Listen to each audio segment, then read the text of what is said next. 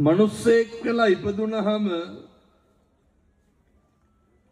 මැරෙන්න කලින් තේරුම් ගන්න ඕන වැදගත් කාරණයක් තියෙනවා. මැරෙන්න කලින් තේරුම් ගන්න ඕන අපි මැරෙනවා කියලා. පැහැදිලිද මං කියන්නේ? බුදුරු ගන්න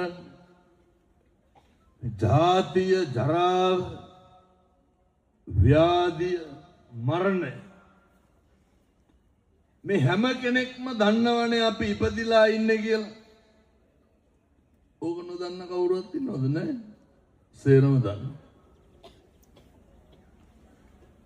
අපි කවුරුත් දන්නවා මැරෙනවා කියලා. අපේ ගංගේවල් වල ඉන්නවනේ අර මැරෙන්නේ නැහැ කියලා හිතාගෙන ජීවත් වෙන මිනිස්සු.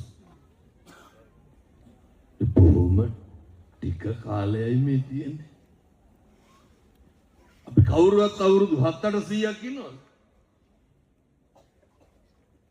අවුරුදු 50ක් 60ක් උපරිම 70ක් ඉඳි මැරලා යනවානේ.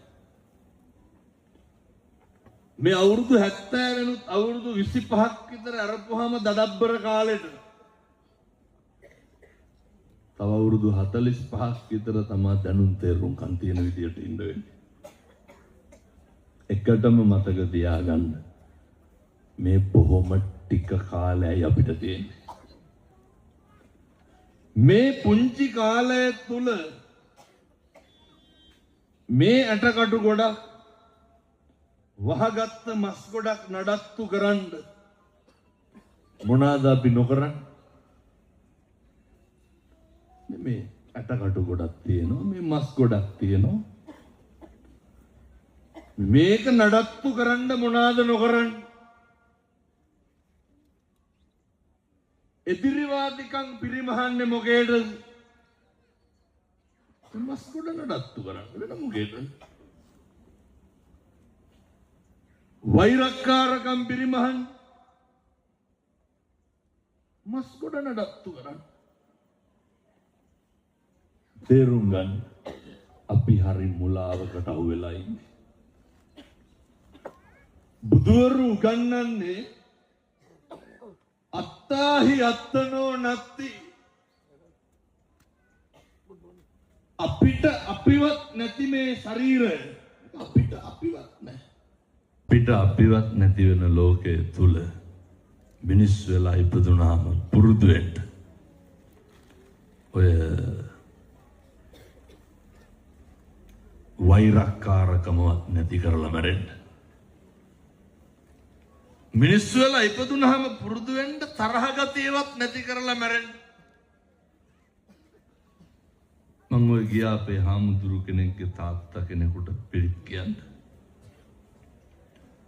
ගියාට පස්සේ ඔය දියවැඩියා රෝගීන්ට ලෙඩක් හැදෙනවා යටිපතුල් කහ වෙන එක.